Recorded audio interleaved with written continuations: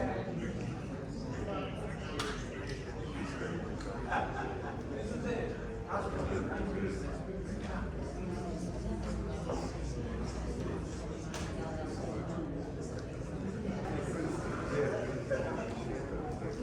right, good evening, ladies and gentlemen. Welcome to the deliberation and voting night for the Nassau County Rent Guidelines Board, where we will be discussing potential rates for October 1, 2024, and two-year leases September 30, 2025. Those are the effective dates. I'm going to go ahead and introduce the members of the board, but just before that, in this session, there will be no public comments, as you pretty much know. I'm going to ask everyone to be respectful so the board can execute what we have to do. I think we have done very well over the season, and I'm expecting pretty much the same. So let me go ahead and start this time on my right, introducing the members of the board. Go ahead, please. Good evening.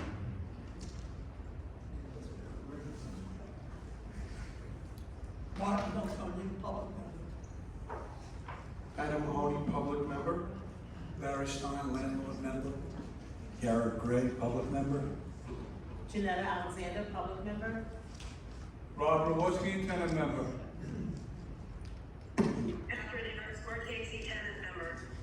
Catherine, by the way, is remote with us today, but she's here and she's active in the meeting as well. My name is Mike Miller, and I'm a public member. Go ahead, the HCR.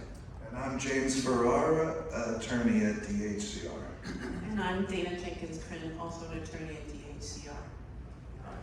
I'd also like to mention someone who's not mentioned, but she sits here gracefully doing her work. Give it up for Aldika Nayari, our court reporter. Okay, folks, have you had a chance to go over the minutes for the last meeting? Yes. All in favor? Aye. Aye, any corrections? No? All right, so tonight we're gonna go ahead and I think I would like to start on my left. You have something you want to read into right away? Yeah. But before that, just so you're aware of it, you notice the board today is short a landlord representative. We do have a name proposed before the Nassau County Legislature, but I don't think we've even gone to interview stage yet, so we really hope this is resolved early. As a result of that, Barry Stein will have a little more leverage because, of course, he's by himself, but representing the landlord. So just bear that in mind. It's by design, not a coincidence. Okay, go ahead. Yeah, I'd just like to read into the record one of the tenants. I know we heard a lot of testimony about tenants from Hempstead. This is about 600 Fulton Avenue, man. We got a reduction in services. Based upon a complete review of the record, he based it upon decreases in service, and THC obviously found it was justified, and they ordered a rent reduction on it. Thank you. Yeah, I just want to talk to the board a little bit about the reality of what's happening in the marketplace and how is it affecting the landlords. First, I want to address last year where there was a separate guideline for the village of Hempstead. And I would hope the board would reconsider that, and whatever the guidelines that we arrive at, they keep it across the board as opposed to having, because of two particular terrible landlords, what they did is the good landlords suffered by having zero increases. Whoa. And all that the board does is that it forces the good landlords of Hempstead, the village of Hempstead, to become not such good landlords because of the expenses.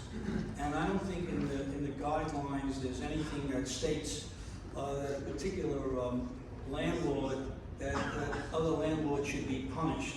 It should be presented, I guess, on the economics of the marketplace and what's happening. Also, sometimes it's been brought to my attention that some of the good landlords in the village of Hempstead should speak to those two particular bad landlords and scold them or correct them. That's really not very realistic.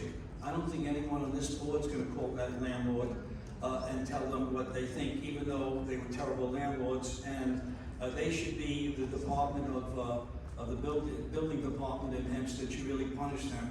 It shouldn't be the board. We don't have authority to do that, nor should the landlords do that. It's unrealistic. I don't think anyone that owns a business is going to call an unscrupulous, terrible, whether it's an attorney, a broker, an owner, and tell them what they think of them. We just tend to stay away from them. And last but not least, I just want to say that the climate of the marketplace, what's happened is, since the 2019 law was enacted, it had a terrible effect on landlords. One, landlords cannot invest any money to keep up the building because there's no way for them to get their money out after it may take many, many years. The marketplace has forced what's happening in landlords. Interest rates from 2018, 19, 20, about 2018 on to today has more than doubled, which means that the interest rates were about at 3.5 to 4 is now 7 to 7.5%. That means that the values of these rent-stabilized apartments have dropped off by about 25%. How do I get that number? The lenders that I've spoken to, Executive Vice President of Flushing Bank agrees with that comment. Ridgewood Savings Bank agrees with that comment. The following lenders, as of today, who I spoke with, all agree that the values have dropped substantially on rent-stabilized apartments. One, because the interest rates have almost doubled, and two, the rents have not kept up with really the expenses. So the following banks, Flagstone Bank merged with NYCB, merged with Flagstone. That bank is not making any loans, and any loans that they are forced to make is somewhere in that 7.5% range. They're not making any new real estate loans, and they're not making loans to existing clients. They're asking them to move elsewhere. The bank almost failed sometime a couple of months ago with the stock drop from about 11 to 3. There was an investment of about injection of $1.1 billion that saved the bank. It was Friday right before the weekend. Otherwise, Chase was going to step in, I understand, and take them over. The Dime Bank is really not making any loans except to their existing clients. Connect One, the rate is 7 to 7.5. Republic Bank doesn't exist anymore. Ocean's First Bank is about 7%. Bethpage Federal Credit Union is about 7%. And I also may remind some of the people that maybe are not aware, if you're going to finance a property today, whether it's a multifamily or commercial properties, all banks require a minimum of 10 to 20% of compensating balances. That's because there's a liquidity crisis, and rates we don't think are coming down so quick, even though the Fed, we hope, will lower the rate. And what that means, even if the Fed lowers the rate, the lenders have to keep their rates somewhat high, because if they bring down their rates, they still need to attract through CDs and keep their interest rates up. And so they have to keep that up, and they have to keep their spread, which is about 2.5% between their CDs and what the rates are in order for them to make a profit. And then last but not least, the expenses have increased about 5.5%, and yet you have specific costs like insurance, repairs and supplies are skyrocketing, approximately 19.5% and 12% respectively. Inflation has come down, but it's still 3.3%. So the stabilized market has really been affected, and affected landlords in a very, very negative way. And so I think this board has to address not only the expenses, but also the dire consequences of some more stable. A lot of these stabilized apartments are going to be turned back to the bank. And the reason why, and the last but not least, is when a loan drops by that much, or a values drop by that much, the banks have to reclassify their loans. And because of the risk analysis, If they had a 60, 70% loan, it's now 90. It's riskier. So you have to set aside additional dollars from their core capital. When you take money from your core capital, you reduce the liquidity and you reduce the profit. And so I think the industry is faced with a very, very difficult situation. And just let me close this, that I own and finance commercial properties, no more apartment houses. So I make a living these days as a mortgage broker, commercial mortgage broker, but I own some industrial properties with partners. And in all the years that I've been in business, well over 40, I don't think I've ever seen the stabilized rental market like this. And so from an experience, I'm also on the faculty, as far as I can remember, at NYU, although I don't want to teach Zoom classes. And I'm on a board that called the Real Estate Institute connected with Stony Brook, and we teach a real estate class. So I'm speaking from experience, personal and business, and I'd just like the board to consider that. That's all. Thank you. Marty? It's interesting that. Your mic is It's interesting that in years past, Mr. Stein argued we should not look at the value of rent-controlled buildings because, in fact, they were going up. And as a result, even though the NOI, or so-called measure of profit, wasn't all that great, the fact that the value of the buildings were rising over time. Now, I think you have made the argument the opposite way. You used to say that we shouldn't take into consideration the value of rent-controlled buildings, and now it sounds that you think we should. In any event, we don't really have any data about the value of rent-controlled buildings. It's one thing to have an anecdotal statement from a banker or a friend or whatever. It's another thing to get statistics. And we have no statistics, so far as I know, about the value of those buildings in Nassau County. So I don't think that should be a consideration at this point.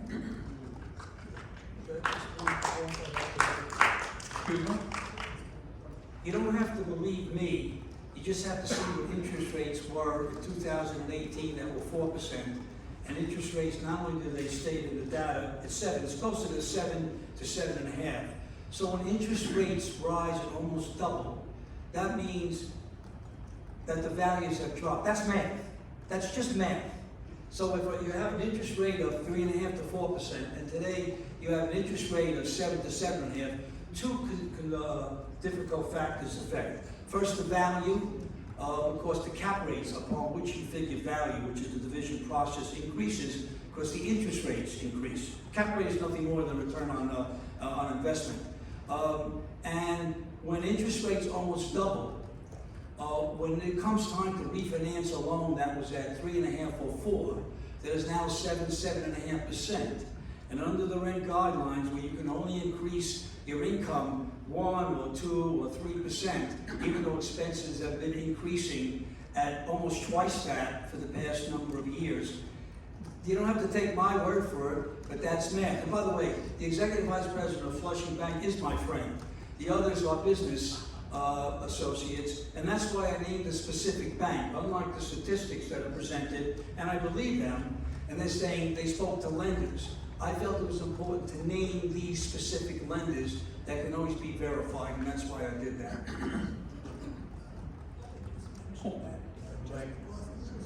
I can't hear, Mark. Speak loud, please. Just because interest rates rise does not mean the value of your property is going to go down. Look what's happened on Long Island. Homeowners are subject to higher interest rates as well, and yet the property value of homes on Long Island has risen by more than 10% this year. So that so-called math that you referred to is not really valid. I mean, it's not clear just because interest rates rise that the value of a home is strong. It's that, it is because it's math, and you figure out, when you're looking at an apartment house for value, it's totally different than value of a house. Now, I remember that through the years, Mark, you made a comment, and I have to bring it up as a sense of humor, but fact. You've always felt that if the value of an asset increases, or the net worth of an individual increases, that you should take that into consideration when evaluating the guidelines for landlords. Yeah. Number one, the value and the net value of the increase of an apartment house has nothing to do with paying the bills. It's cash flow, not the net worth that pays the bills. That's number one.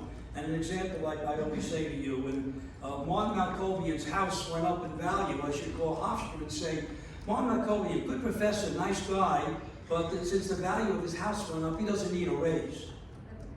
So, in all due respect, it's cash flow that pays the bills, not the value. It so happens the value has gone down because the facts of the interest rates upon which values are determined for income-producing properties is totally different than single-family houses or condos, which mainly is determined by comparables, what other houses are selling in the area.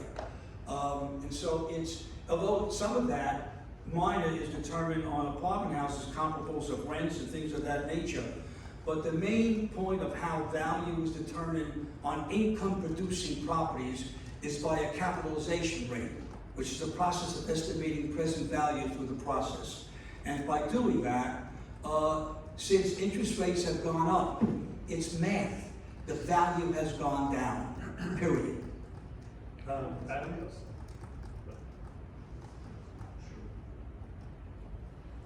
So I just have a couple of quick things. One is I truly appreciate everybody who came to the hearings this year. All of the tenant testimony, the landlord testimony. I really appreciate everyone who took their time out of their schedules. I'm sure it's not easy, and it's very helpful to us, so thank you very much. Last year, we made a special consideration for the village of Hempstead. I think that this year, we should, in our deliberations, come up with one guideline for Nassau County and not make a special consideration this year. As a public member, I have been going through the income and expense reports and other testimony from landlords and tenants and other information that has been given to the board. And I am looking forward to hearing more from the tenant members and listening to Barry and his suggestions from the landlord side so that we can come up with a reasonable guideline that is fair to both tenants and landlords this year. Thank you.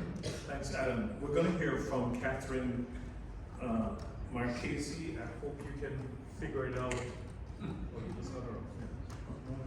Can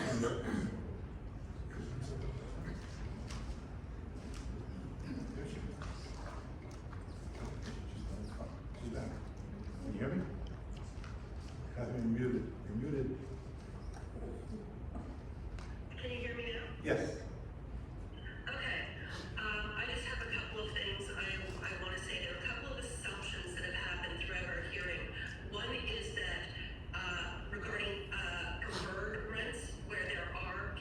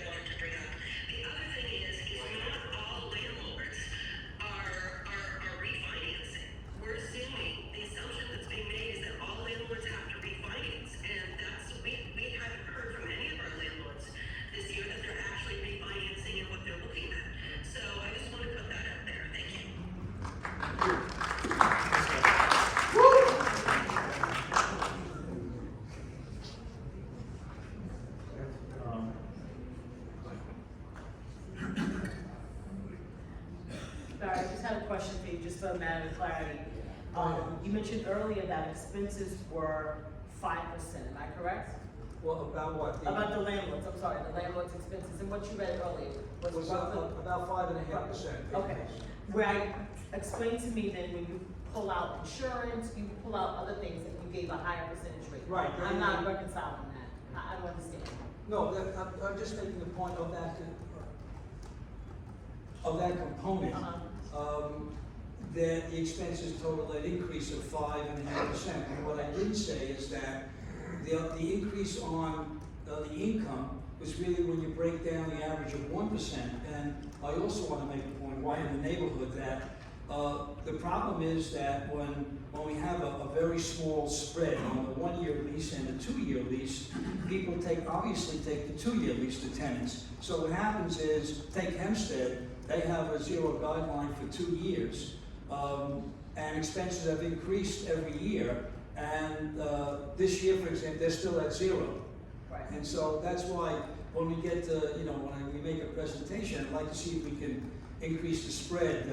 And that's what the city did. I only mentioned the city because Catherine was talking about the city. So that's why I'm just bringing it up. All right, and then my second question was, and Catherine kind of hinted towards it, what is the frequency of a landlord refinancing?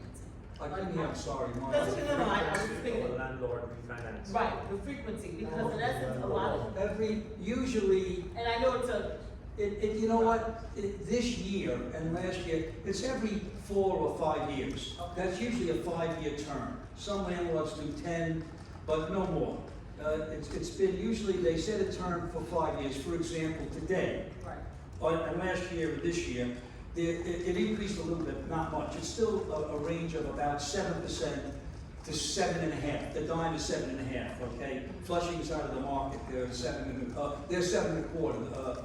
NYCB is at 7.75%. They're not really in the market. right, So they took a 5-year term. Let's say in 2018, 19, 21, 22, okay. Now the loans are coming due, right. and the rate that they took was 4%.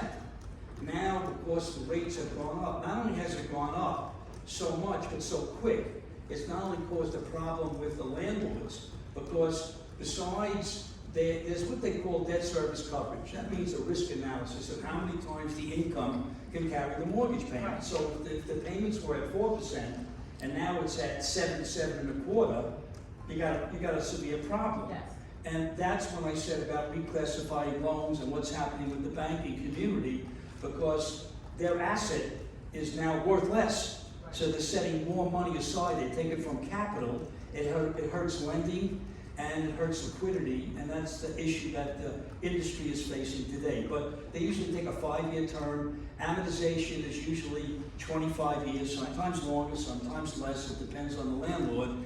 And that means at the end of 5 years, there's a balloon. Right. That means there's a balance, it's coming due. And last year and this year, it's coming due. And there are more problems coming with what they call the CMBS market, commercial mortgage-backed securities. That's coming due. And that's causing a problem because they had lower rates and now all the rates are higher. What are the banks going to do? And there was a term the past couple of years, it's called extend and pretend. They kept on extending the term. They can't do it anymore. So that's the problem. But again, so it's a frequency is maybe about every 4 to 5 years? The term is 5 years. That's Okay. generally, some landlords wait till it expires, and these past couple of years, they're not doing it earlier. They're doing it 5 years, and if they can roll it over, maybe. So they don't want to do it sooner, so it's 5 years, because the rates are higher. It doesn't benefit them when they have a 4% rate. Okay, and then, and this is again based on your experience, if the assumption is that the average landlord refinances every 4 to 5 years, what is the purpose for refinancing? I And know. refinancing is that the mortgage is coming due. No. So, but in essence, it's not to capital improvement, it's not to help. Some of it is, okay? So, in the past number of years, it used to be where they would take some money out, 1, to do capital improvements, which they can't do anymore for the most part, 2, to do some repairs, maybe, 3, maybe they wanted to take some money out, have additional liquidity to expand and maybe buy, another piece of property. Unlike most people, most landlords, the mortgage financing, 97%, 96% of all the loans in this country that are commercial property is usually financed with a mortgage, some less, some more. Okay. Thank you. Yeah, just a point of information about what I said before. The survey, according to the 2024 mortgage survey report, which is given to us by HCR every year, the survey asks lenders whether their lending standards differ for buildings containing rent-stabilized units versus non-stabilized multifamily properties. Respondents were asked whether their new financing rates, refinancing rates, LTV ratios, and DSCR for properties containing rent-stabilized units were higher or lower as the same for other properties. This year, all but one lender, or 86%, reported that their standards for stabilized lending were no different than any other residential properties. That's why I gave you specifics of who the lenders are. I'm not gonna give the people, because I know the senior officers of the banks. The interest rates today on all the banks I said are from 7 to 7.5. And a lender or a bank will not make a loan, whether you're an existing customer or a new, unless you put another 10 to 20% of compensating balances. That's not one lender, that's across the board because of the liquidity crisis that's being faced. So what happens is, if you had a $2 million loan, and now the value is less and you don't have enough income to carry the mortgage payment, so the bank says, we can only lend you $1.5 million. There are a number of landlords that don't have $500,000, and in addition to that, they want 10 to 20% of compensating balance. That means money put in the bank that's almost interest-free. If you're a Fleet Bank, or at a Flagstaff Bank, you want 20%. Valley Bank wants 50%. Ridgewood, not that much. Flushing Bank wants 10%. That's a lot of money. If you're looking to borrow $2 million, they want besides, they're not reaching the number because of what I mentioned before of debt service coverage and value. You want another 10%. In fact, when I speak to a lender, and we joke around, and I'll say, Barry, how much money do you think your client could put into the bank? I go, why don't you tell me what you're gonna lend before I tell you what I could do that? That's the first question they ask. I said, take a look at the deal. Maybe you like it, you don't like it, maybe you like the borrower. The first question they ask, listen, we're gonna require compensating balances. How much money do you think they can put in? I give a wise ass answer, I'm not gonna say here, but only because are you lending 70%, 50%? Then I can tell you how much they're gonna put in. And by the way, on multifamily housing, it used to be they'd lend 70 up to 75% generally of loan to value. Today it's nowhere close because without technically getting into it, the numbers don't reach more than 60% because of that debt service coverage. How many times the income can carry a mortgage payment that's almost double. So I just wanted to give you specifics. That's why I named the banks, talking about the statisticians that said lenders. But anyways, that's about it.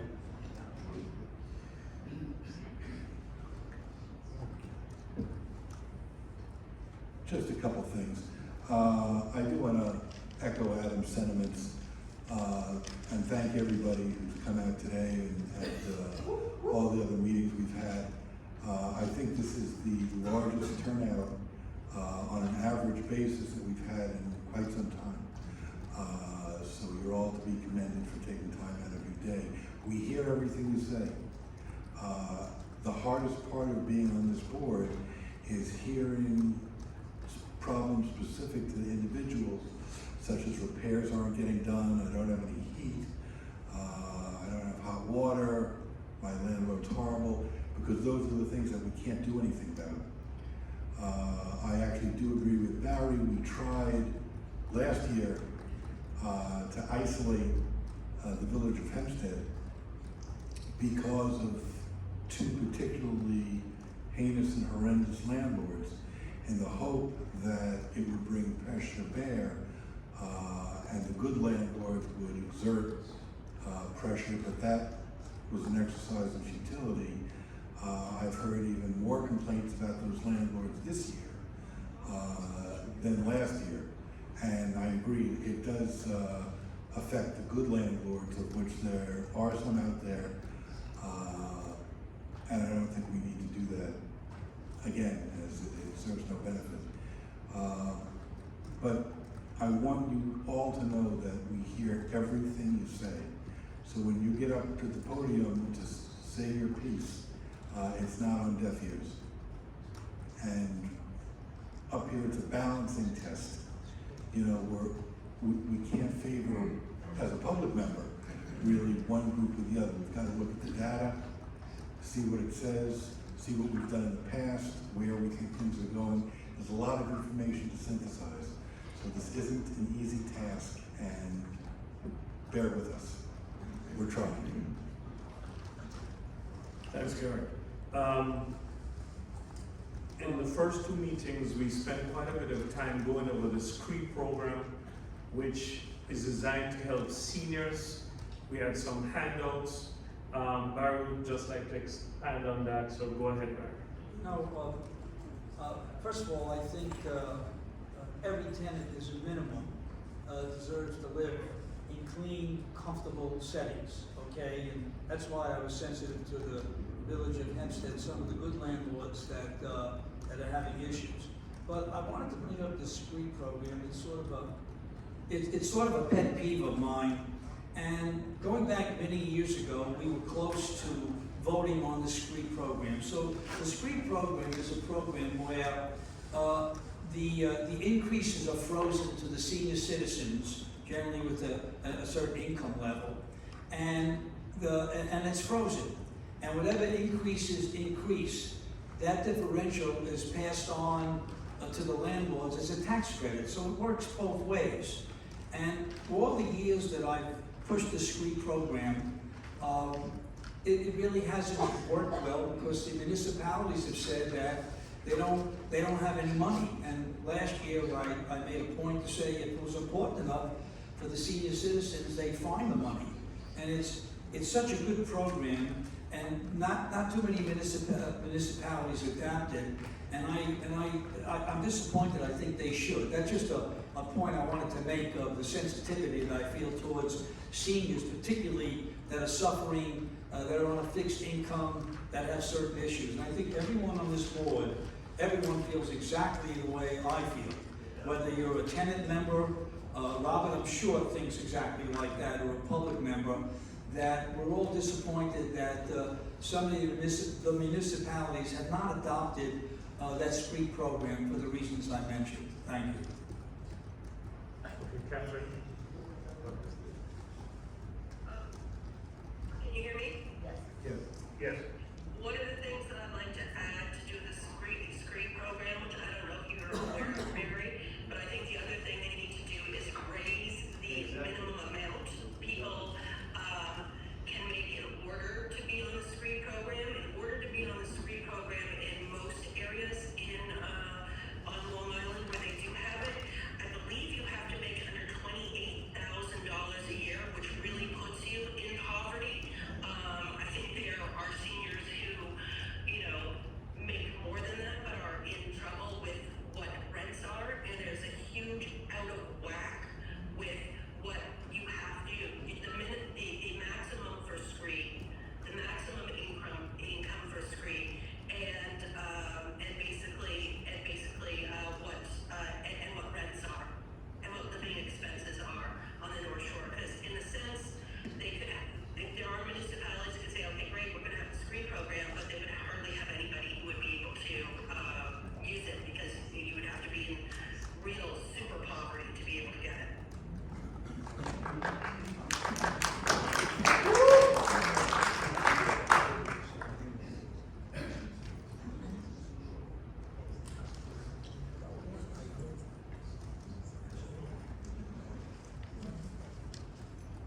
All right. Okay, great. Go ahead. What are you proposing? Tenants like to go first? Sure. Robert? Right, go ahead, Robert. What are you proposing? What am I proposing? Well, let me see. I'd like to remind everybody the very purpose of the rent regulation is to give tenants security from arbitrary or retaliatory eviction and to keep rents affordable over time. Yeah. Not only for the benefit of current residents, but for future families who need an affordable place to live. Also, I'd like to make note that the net operating income is probably the third or fourth highest it's been in the last 20 years. So the profit margin is there, regardless of the private property from the landlords. Also, as Mickey Steer has brought to our attention, there's been a huge loss of rent-regulated housing in Nassau County. This year, as a matter of fact, it shows 7,331 rent-stabilized apartments in 2022 and only 6,800 in 2023. It's gone down 7.24% since last year, which is surprising because we don't have vacancy allowances and the deregulation, but for whatever reason, it's gone down, and we need to keep the rents more affordable. The reason we're here is to help protect the tenants, and with the net operating income as high as it is, I suggest a 0-0.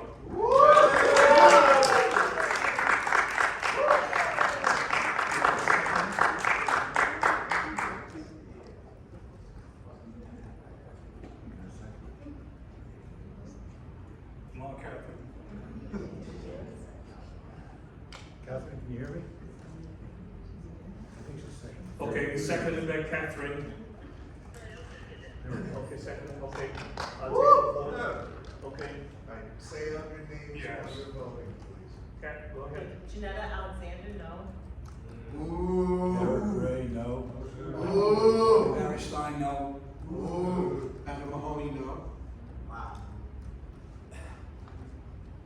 Martin Melcomben, no. The motion dies.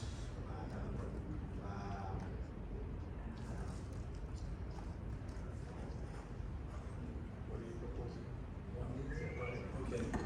For the landlords, I propose a 3 3/4 for 1 year and 5 3/4 for 2 years.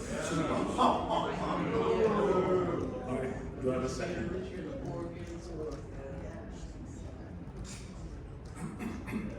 Motion dies.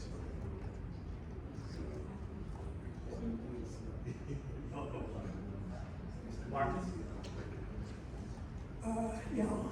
First I'd like to build up a little bit of terms of what Rob had mentioned in terms of net operating income.